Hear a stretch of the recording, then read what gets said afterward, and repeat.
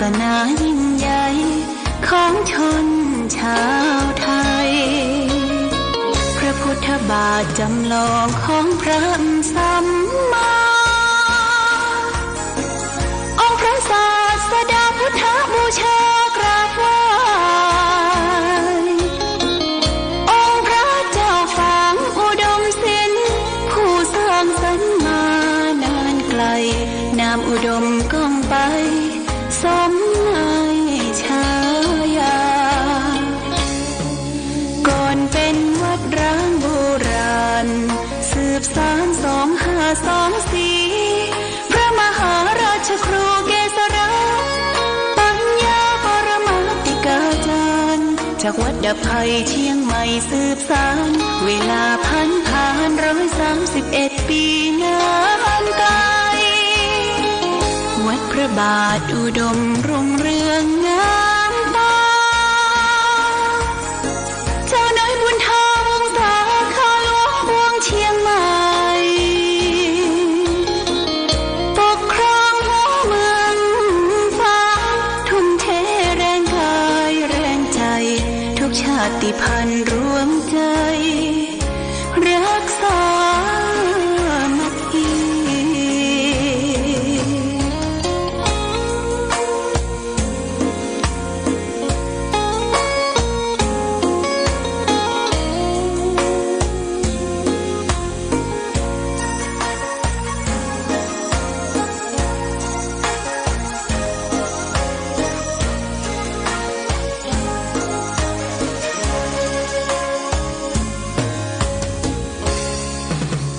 เป็นวัดร้างโบราณ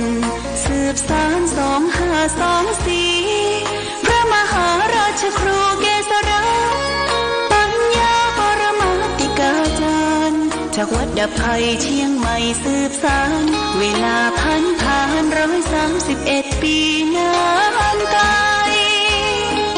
วัดพระบาทอุดมรุ่งเรืองงามตาเจ้าน้อยบุญธาวงศาข้าหลวงบวงเชียงใหม่ปกครองหัวเมืองฟ้าทุ่มเท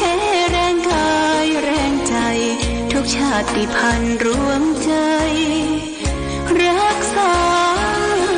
มัคคี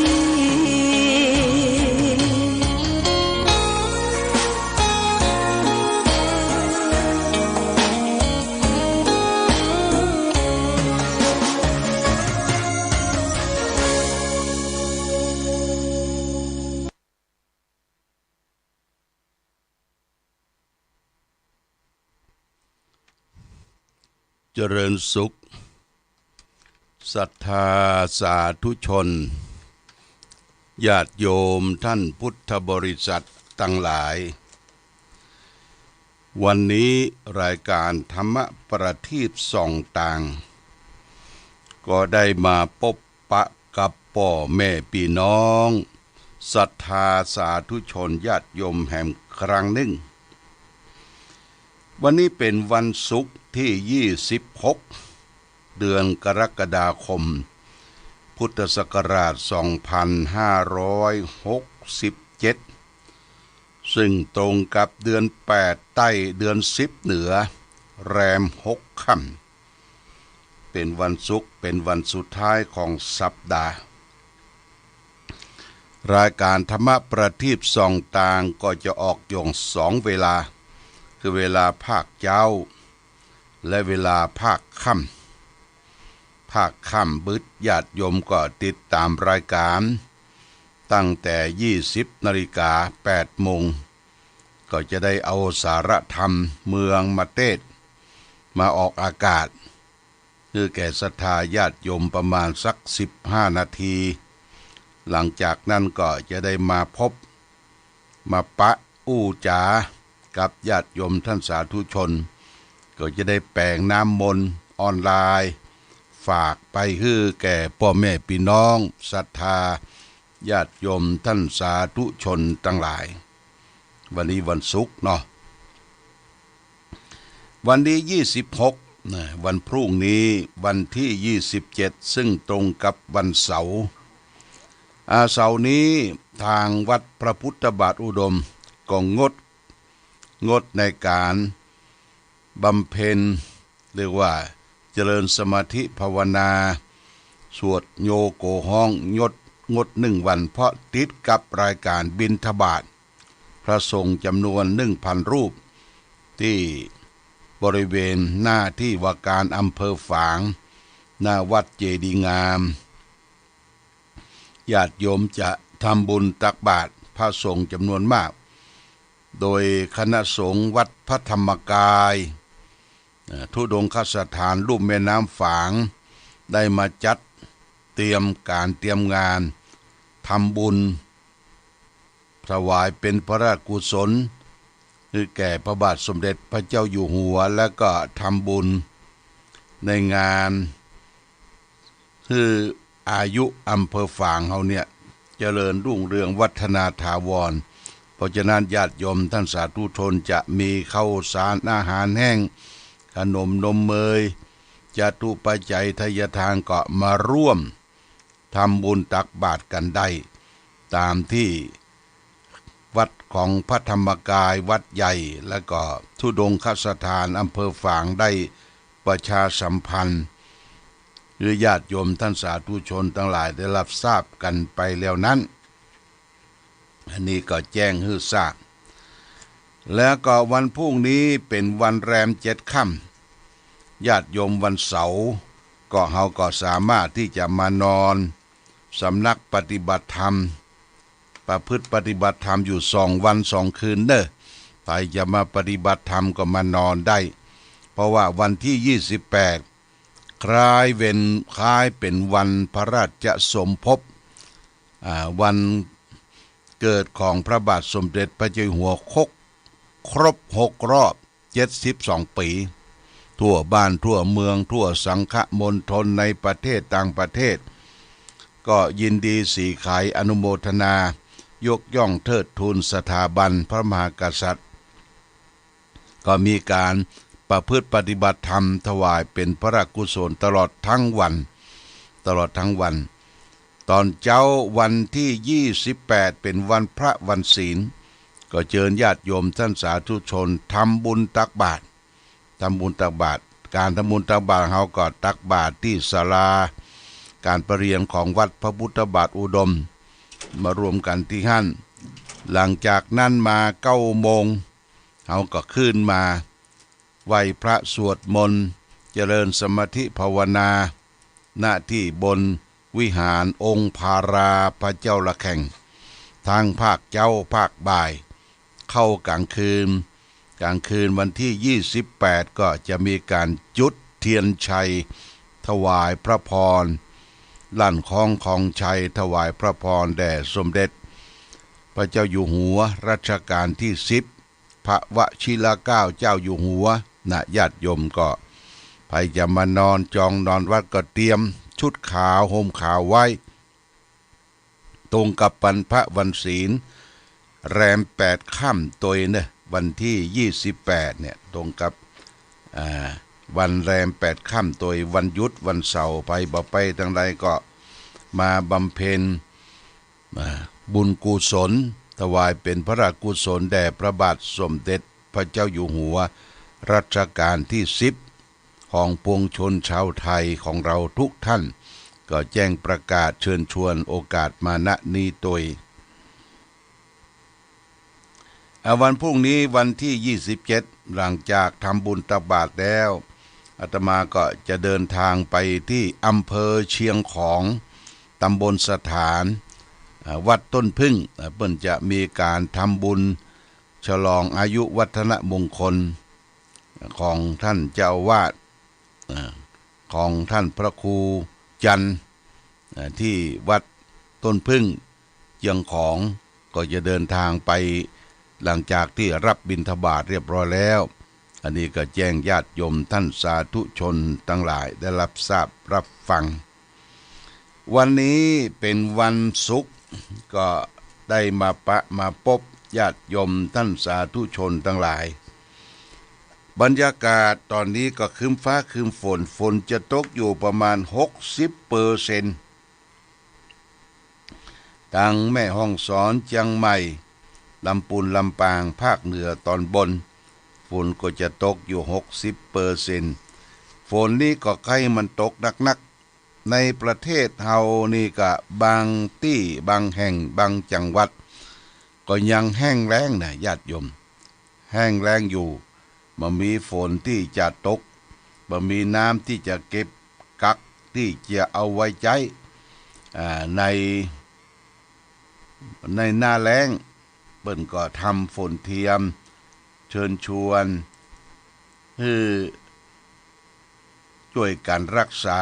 สถานที่กักเก็บน้ำเพื่อไว้ใจหน้าแรงทำการเกษตรกรรม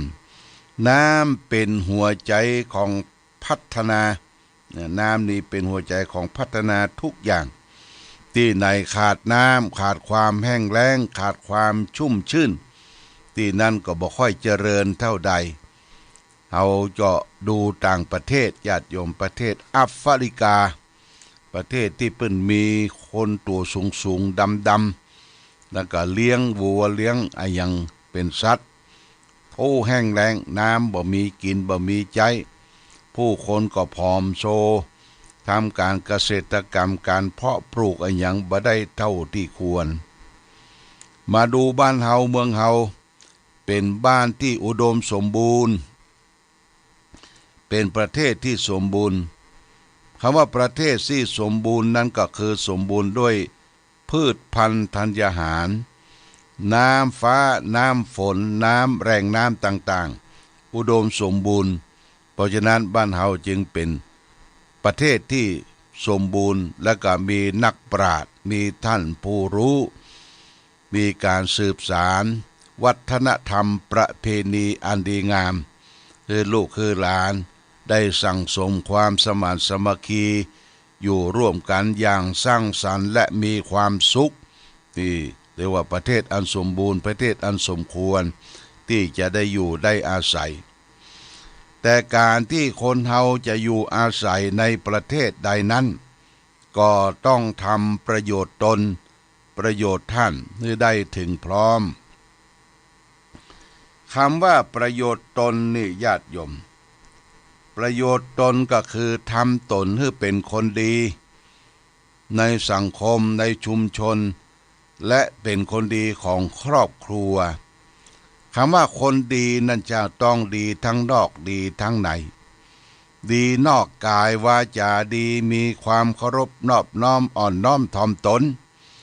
ดีในก็คือใจดีใจดีใจพระพุทธใจบริสุทธิ์ใจพระธรรมใจงามใจพระสงฆ์พระพุทธช่วยนำพระธรรมช่วยแต่งพระสงฆ์เป็นแหล่งแห่งสร้างสมคุณงามความดีดีนอกดีในญาติโยมนอกสดใสตั้งในตะทิ้งดงดีตั้งนอกดังในเพราะฉะนั้นเมื่อเรามีความพร้อมสร้างสรรค์ประโยชน์เกิดขึ้นในตนตัวเฮามีความพร้อมประโยชน์ในตนตัวเฮาแล้วเฮามีความพร้อมก็สร้างประโยชน์เรียกว่าประโยชน์ไว้ในแต่คนอื่นในภพหน้าชาติหน้าวันนี้จะได้นำประโยชน์มามาสาธยายคือท่านทั้งหลายได้รับทราบรับฟังประโยชน์ของตนเองในปัจจุบันเรียกว่าทิฏฐธรรมิทกัตถประโยชน์ประโยชน์ที่เราจะพึงทำอยู่ร่วมกันจะมีเงินมีคำมีความสมบูรณ์ผลสุขก็ต้องตั้งอยู่ในประโยชน์ปัจจุบันประโยชน์ปัจจุบันจะสำเร็จผลลงได้นั้นมีอุทานสัมปทามีความหมั่นความขยันในการทำมาหากินเลี้ยงชีพโดยทางความซื่อสัตย์สุจริตบ่คิดโลภเบียดบังอำของคนอื่นมากินมาใจมาบริโภคในตนเองนี่เลยว่าทิฏฐธรรมิกัตถประโยชน์ข้อประโยชน์ในปัจจุบันเรียกว่าอุทานสัมปทาถึงเพิ่มด้วยความหมั่นความขยันเมื่อมีเงินมีทองมีความหมั่นความขยันแล้วประโยชน์ตัวที่สองนี่ก็สำคัญเรียกว่าอารักขสัมปทา พึงพร้อมด้วยการรักษาทรัพย์ที่หาได้ด้วยความหมั่นความขยันนั้นไว้เก็บหอมรอมริบเก็บไว้เป็นสัดเป็นส่วนเงินทองได้มาจะเป็นได้มาด้วยความซื่อสัตย์สุจริตจะไปกินขว้างโบะขว้างบะนะอย่าไปใจจ่ายสุรุ่ยสุร่ายเงินทองนี่ญาติโยมเข้าของสมบัติพัสถานเมื่อบ่มีเงินบ่มีทองเปิ้นบอกว่าจะไปเปิ้งปี้ก็เจ็บต้องจะไปเปิ้งน้องก็เจ็บใจเขาจะไปเปิ้งไผ่แล้วบ่มีเงินมีทองอันนี้สำคัญเรียกว่าอารักขสัมปทาถึงพร้อมด้วยการรักษาทรัพย์ที่หาด้วยความหมั่นความขยันนั้นไว้อย่าให้เป็นอันตรายสูญหายรักษาผลงานลงตัวบ่ให้เสื่อมเสียไปในทางที่เสียที่หายเพราะฉะนั้นเรียกว่าอารักขสัมปทาต่อไปประโยชน์ที่จะพึงทำเรียกว่ากัลยาณมิตรตาความมีเพื่อนเป็นคนดีไม่คบคนชั่วนี่กัลยาณมิตรตาก็คบหาสมาคมกับคนดีมิตรดีเป็นสีแก่ตัวมิตรชั่วพาตัวให้มัวหมองอย่างนี้เป็นต้นข้อที่สี่สมชีวิตาความเลี้ยงชีวิตตามสมควรกำลังทรัพย์ที่หามาได้โดยไม่ให้ฝืดเคืองนักโดยไม่ฟุ่มเฟือยนักการเลี้ยงชีวิตนี่จะอยู่ทางสายกลางจะไปฟุ่มเฟือยนักจะไปมันอัตคัดขัดสนบ่ใช่ว่าหิหามาได้เก็บหอมยำวัดไว้บ่กินบ่ตาน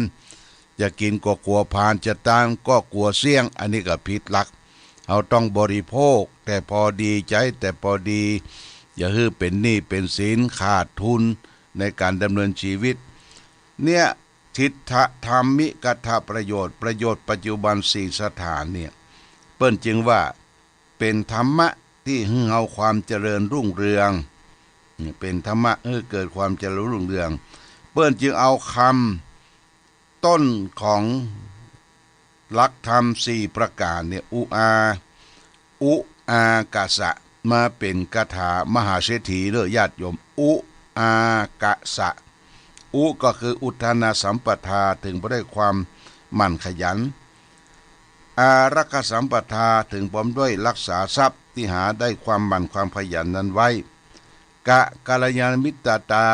มีความเป็นเพื่อนคนดีไม่คบคนชั่วสมชีวิตาเลี้ยงชีวิตของตนเองให้ถูกต้องกำลังทรัพย์ที่หามาได้อุอากาสะเป็นคำขึ้นต้นของคาถาเป็นคาถามหาเศรษฐีใครจะต้องการเป็นคนมีเงินมีคำมีเข้ามีของเป็นเศรษฐีได้ก็ถึงอ้อมด้วยอุอากาสะนี่คือประโยชน์ในปัจจุบันเมื่อประโยชน์ในปัจจุบันเฮาดีเฮาพร้อมก่อสร้างประโยชน์ไว้แหมประโยชน์ในภายภาคหน้าญาติโยมมันมากู้กันประโยชน์ในภายภาคหน้าเรียกว่าสัมปรายิกัตถประโยชน์คือประโยชน์ในภายภาคหน้าคือหนึ่งศรัทธาสัมปทาถึงพร้อมด้วยศรัทธาคือเชื่อในสิ่งที่คนเชื่อว่าสิ่งนี้ทำดีได้ดีทำชั่วได้ชั่วเป็นต้นมีศรัทธามีเหตุมีผลเชื่อสิ่งที่คนเชื่อนี่ศรัทธาเป็นข้อต้นเอามีศรัทธาในพระพุทธศาสนาในพระรัตนตรัยเรียกว่าศรัทธาสัมปทาถึงด้วยศรัทธาสองศีลสัมปทาถึงพร้อมด้วยศีลคือการรักษากายวาจาให้เรียบร้อยไม่ให้มีโทษนี่รักษากายวาจาเรียบร้อยเป็นประโยชน์ข้อที่สองที่จะพึงทำสามจาคะสัมปทาถึงพร้อมด้วยการบริจาคทานหรือการเฉลี่ยความสุขให้แก่ผู้อื่นนี่ญาติโยมนะเอามีความสุขและมีความสมบูรณ์พูนสุขแล้วก็เฉลี่ยความสุขให้แก่ผู้อื่นคือทานแก่บรรพชิตพระเจ้าประสงค์ตลอดถึงคนที่เป็นยาจกวนิพกคนขอคนห้อยเปี้ยเสียแขน คนเสียหูเสียตาเสียองค์กะลักษณะไปปะไปพบอย่านิ่งเฉยเพิกเฉยนะฮื้อตาลไปตามเจตนาจาคะสัมปทาถึงพร้อมด้วยการบริจาคทาน4ปัญญาสัมปทาถึงพร้อมด้วยปัญญานี่สำคัญมากรู้จักบาปบุญคุณโทษประโยชน์มิใช่ประโยชน์เป็นต้นมนุษย์สมบัติสวรรค์สมบัตินิพพานสมบัติเรียกว่าตัวประโยชน์ในภพหน้าเรียกว่าประโยชน์ในภพหน้าบุคคลผู้บำเพ็ญประโยชน์4ประการนี้จะพึงประสบในภพต่อไปภพต่อไปชาติหน้าภพนี้ก็ดีชาติหน้าพอดีมีแต่ความสุขในญาติโยมเพราะฉะนั้นเวลาพออยู่พอกิน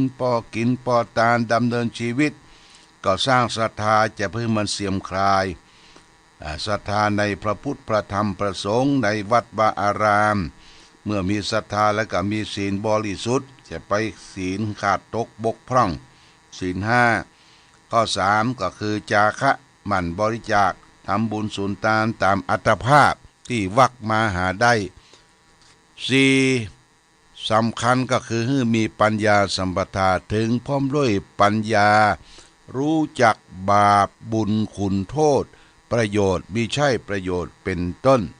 นี่ฝากเรื่องประโยชน์เพื่อแก่ญาติโยมคือประโยชน์ในภพนี้ประโยชน์ในภพหน้าประโยชน์ในภพนี้ก็คือขยันหมั่นเพียรรักษาทรัพย์สินเงินทองที่ได้มาแล้วก็คบมิตรคบเพื่อนคบฝูงที่ดีแล้วก็ทำงานที่มีประโยชน์จะไปทำงานที่ค้าขายมิจฉาวนิชฌาพิษกฎหมายบ้านกฎหมายเมืองพิษศีลพิษธรรมเมื่อประโยชน์ปัจจุบันเฮามีพร้อมเฮาก็สร้างประโยชน์ไว้ในภพหน้าชาติหน้าคือมีศรัทธาความเชื่อคือมีศีลบริสุทธิ์คือมีการบริจาคให้หอมทำบุญสุนทานสุดท้ายคืออยู่อย่างปัญญาเราก็จะพบแต่ความสุขทั้งภพนี้และภพหน้าความสุขอย่างยิ่งที่เราต้องการปรารถนาคือพระนิพพานนิพพานังปรมังสุขังนิพพานเป็นสุขอย่างยิ่งอย่างนี้เป็นต้นเอาละวันนี้รายการธรรมะประทีปส่องต่าง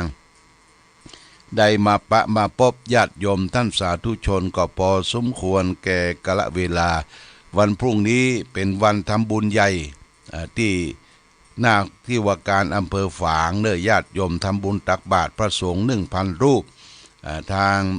สถานีวิทยุชุมชนคณะสงฆ์อำเภอฝางเราก็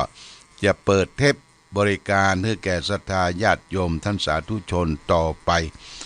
รายการธรรมะประทีปส่องต่างต้องขอลาก่อนขอผู้ฟังจงตั้งมั่นจิตหันษาโดยธรรมะขององค์พระพุทธาได้นำพาให้เกิดความสุขสงบเย็น